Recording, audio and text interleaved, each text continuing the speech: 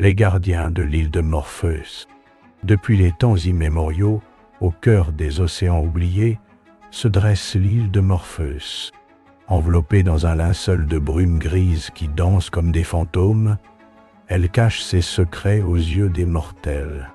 Les vagues qui viennent mourir sur ses rivages murmurent des légendes anciennes, et le vent qui traverse ces vallées porte l'écho de prophéties oubliées. Dans les hauteurs brumeuses de l'île, là où les nuages caressent la terre, naquit un enfant d'une union extraordinaire.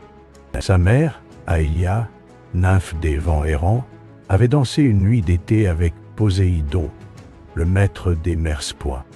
De leur étreinte divine naquit Éphémère. « Regarde-le » murmura Aélia en berçant l'enfant aux cheveux d'argent.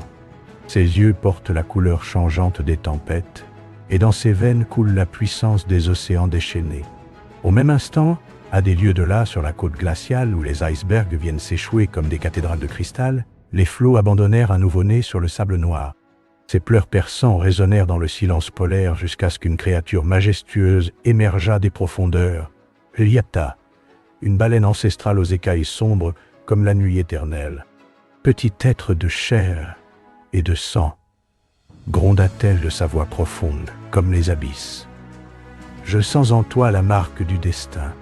Tu seras Kairos, le temps opportun, celui qui saisira l'instant décisif. Les années s'écoulèrent comme des rivières parallèles. Éphémère grandit dans les jardins suspendus de brume, apprenant de sa mère les secrets des vents. Il pouvait faire naître des tornades d'un geste de la main et calmer les ouragans d'un simple murmure. Les éléments lui obéissaient comme des serviteurs fidèles. Point chi. Les tempêtes ne sont que des émotions de la nature, lui enseignait Aélia. Comprends leur colère, et tu pourras apaiser leur fureur. Pendant ce temps, sur la plage glaciale, Kairos se fortifiait sous la tutelle de Léviatha Pointa. Le froid extrême avait trempé son corps comme l'acier, et les marées lui avaient appris la patience. Il pouvait sentir le pouls du temps, percevoir les moments où le destin basculait. « Le temps n'attend personne », rugissait Léviatha lors de leurs entraînements. Mais celui qui sait l'écouter peut chevaucher ses vagues comme un maître des océans. 18 années passèrent ainsi, jusqu'à cette nuit fatidique où une nouvelle étoile s'alluma dans la constellation du Dragon. Son éclat étrange fit trembler l'île tout entière, et les brumes de Morpheus tourbillonnèrent comme jamais auparavant.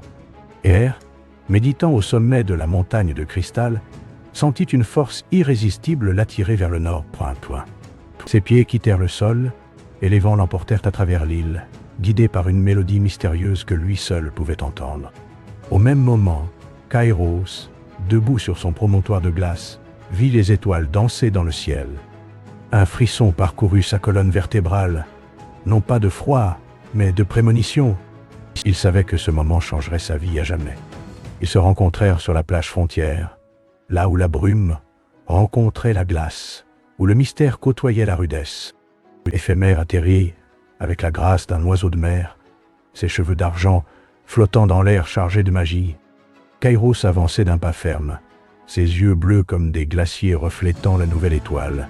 « Qui es-tu, étranger aux cheveux de lune ?» demanda Kairos, sa voix résonnant comme le grondement des icebergs. « Je suis Éphémère, fils des vents et des mers. Et toi, gardien des glaces éternelles ?» Kairos, celui qui saisit l'instant. « Je sens en toi une force qui résonne avec la mienne. » C'est alors que la malédiction ancienne se réveilla. Le sol sous leurs pieds se mit à trembler, et des flammes jaillirent de la terre, contrastant de façon surnaturelle avec la glace environnante. Pumwan. Le ciel s'assombrit, et des vents violents commencèrent à tourbillonner autour d'eux. « La prophétie s'accomplit !» cria une voix venue de nulle part. « Quand les fils des éléments se rencontreront sous l'étoile nouvelle, l'île connaîtra sa plus grande épreuve. » Les deux jeunes hommes se regardèrent, comprenant instinctivement qu'ils étaient liés par quelque chose de plus grand qu'eux. Autour d'eux, la tempête prenait des proportions apocalyptiques. Quand on poussait, les flammes montaient vers le ciel, menaçant de consumer l'île entière. « Nos pouvoirs séparés ne suffiront pas !» cria Éphémère par-dessus le rugissement du vent. Il faut que nous unissions nos forces. Comment puis-je te faire confiance? Répliqua Kairos. Nous nous connaissons à peine. Parce que l'île mourra si nous écouons. Écoute ton cœur, frère du destin. Kairos ferma les yeux et sentit effectivement ce lien invisible qui les unissait. C'était comme si leurs âmes avaient été forgées dans le même creuset cosmique, séparées à la naissance pour se retrouver en cet instant crucial. « D'accord, » dit-il en tendant la main. « Montrons à cette malédiction ce que peut accomplir l'union des éléments et du temps. » Leurs mains se joignirent, et aussitôt, une énergie extraordinaire parcourut leur corps. Éphémère canalisa la fureur des vents, tandis que Kairos ralentit le temps autour des flammes.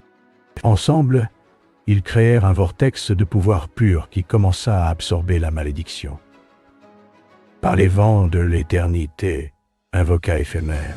« Par les marées du temps, » répondit Kairos. « Que l'harmonie règne à nouveau sur l'île de Morpheus. » Leur cri unifié résonna à travers toute l'île. Les flammes s'éteignirent progressivement, les vents se calmèrent, et les brumes reprirent leur danse paisible. Épuisés mais victorieux, les deux héros tombèrent à genoux sur le sable maintenant pacifié. « Nous avons réussi », murmura Éphémère, un sourire illuminant son visage fatigué. « Oui », répondit Kairos, « mais ce n'est que le début. Je sens que notre destin est de protéger cette île ensemble. »« Alors restons, » dit Éphémère. « Soyons les gardiens éternels de Morpheus. » Ils se relevèrent et regardèrent ensemble le soleil se lever pour la première fois depuis des années sur l'île libérée.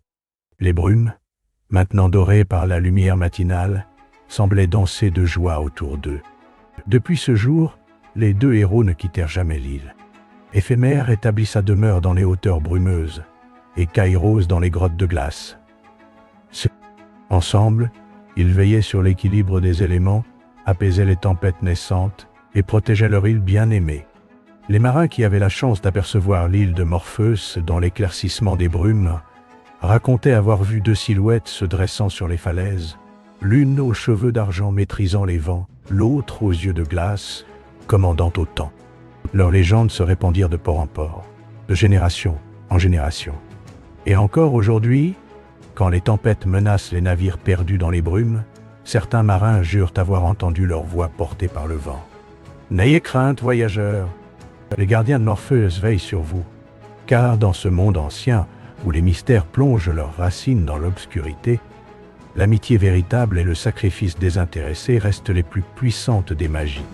Au nom de Coronet, des Néanais, d'Abyss, des Crapins, Nopol, et Sario Ligaï.